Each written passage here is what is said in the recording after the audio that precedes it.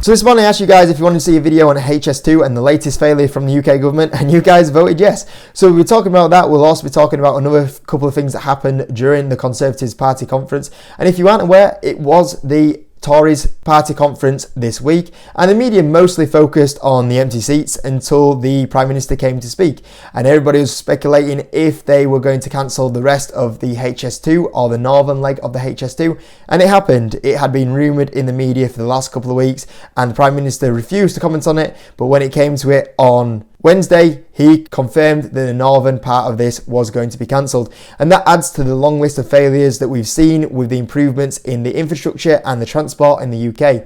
You add that onto the list of the smart motorways.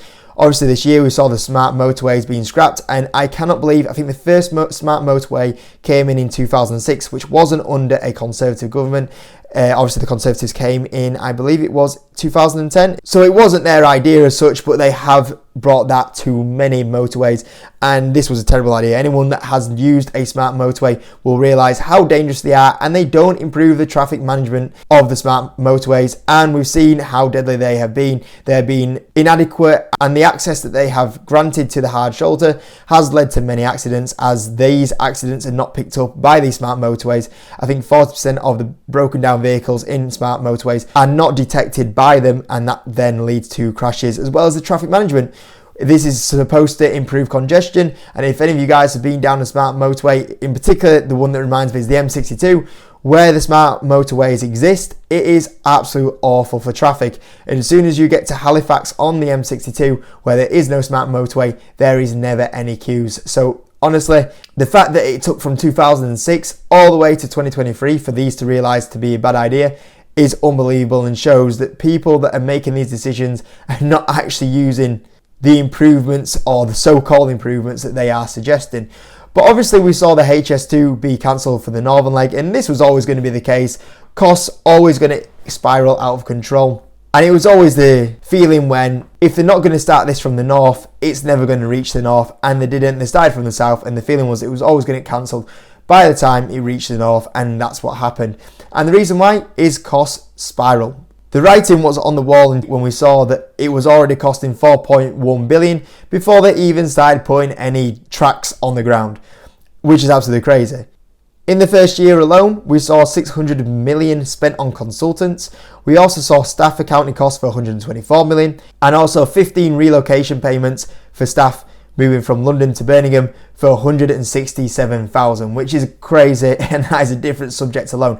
But this was always going to be the case. We've seen so many major improvements done, or so-called improvements done by the government, where the costs spiral out of control, and this was always going to have the writing on the wall that it was going to be another one of them.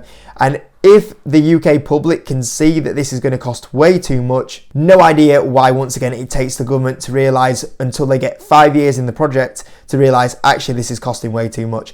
And it's pointless. I mean, ultimately you look at what is the improvement they're trying to get from this. What they're trying to do is they're trying to improve the Manchester Piccadilly and to London Euston, which would only take an hour and 11 minutes, which would be 54 minutes quicker than today, which is a very good improvement.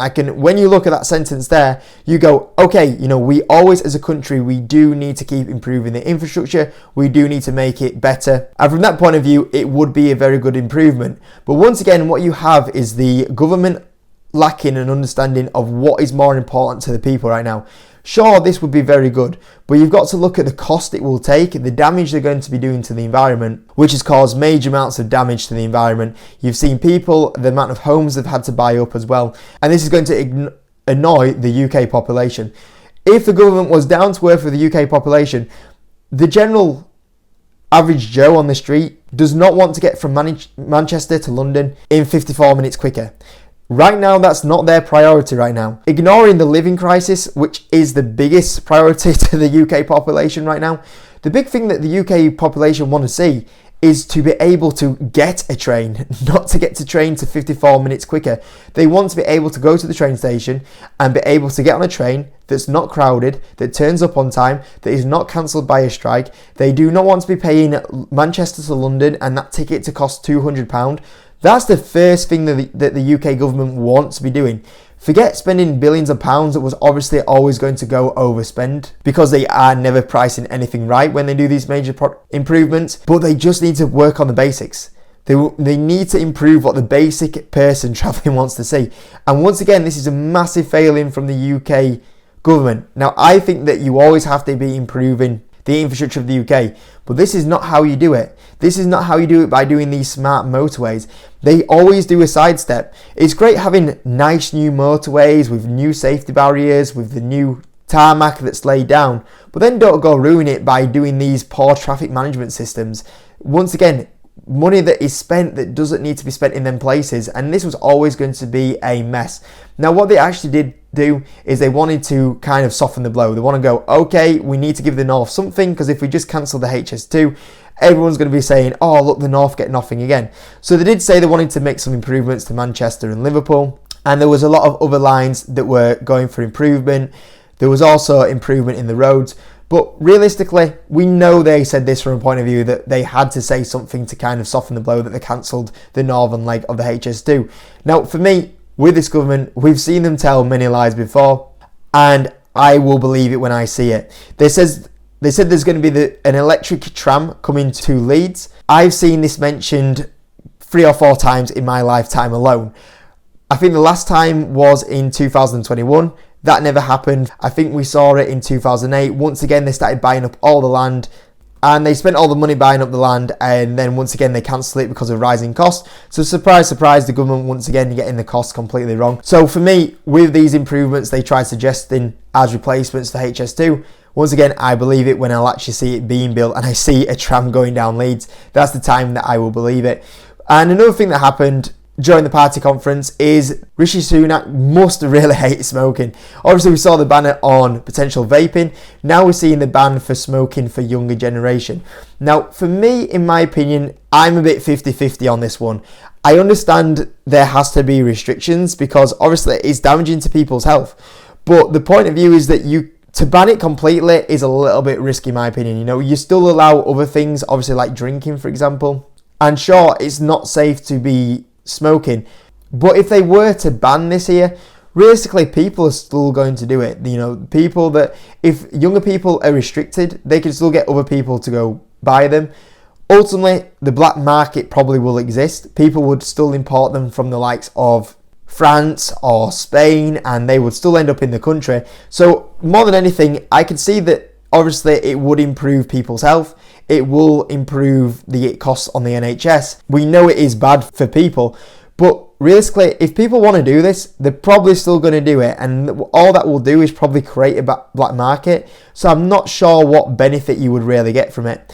But I think the big thing is that we saw once again a big change and another lie told from this government where they are going to restrict the selling of this, when in June we only saw the Prime Minister come out and say it is the people's right to choose if they want to do it. And I think ultimately that is the right case. I think there's a point where you go, you can't stop people from choosing to do this, and you know, you allow something like drinking to still happen, but then you restrict the sales of this item. I don't know if that's a little bit controlling of people's choices. So once again, I understand the idea behind it and the benefits that it would have for a lot of people's health and obviously the NHS. Unfortunately though, I think this just creates a black market system, and realistically, should people still be allowed to do it? Potentially. Now what I would say is that actually I expected to see a few of the UK stocks like British American Tobacco to be down quite a bit on this news.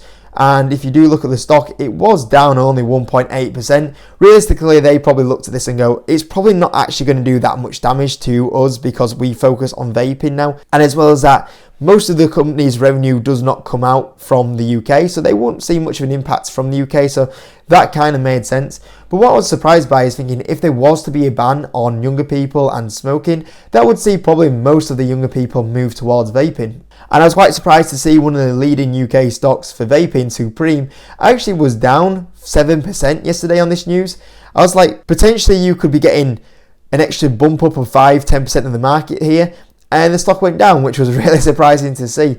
But overall, Once again, this is another example of the UK government not being able to see the public opinion on things and dealing with what the public want. The public never wanted HS2. The public want to see improvements to the general day life of transport. They want to have good roads. They want to have roads that doesn't have traffic. They want to have trains that actually turn up when they want to turn up. They want to have trains that are affordable. They want to get on a train and not be standing. They want to be on a train that has seating. And once again, it shows how out of touch the current government are with the UK public and the actual demands that they want to see and the improvement in transport they want to see at the moment. Hope you enjoyed the video, guys. Smash the like button. See you in a bit.